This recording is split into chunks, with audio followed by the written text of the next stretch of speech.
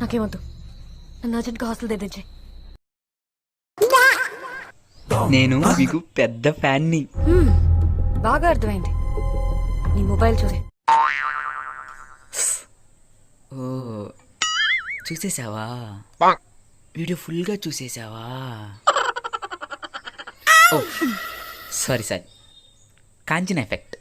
అప్పుడప్పుడు మనలో ఒకడు దూరతా ఉంటాడు, పోతా ఉంటాడు.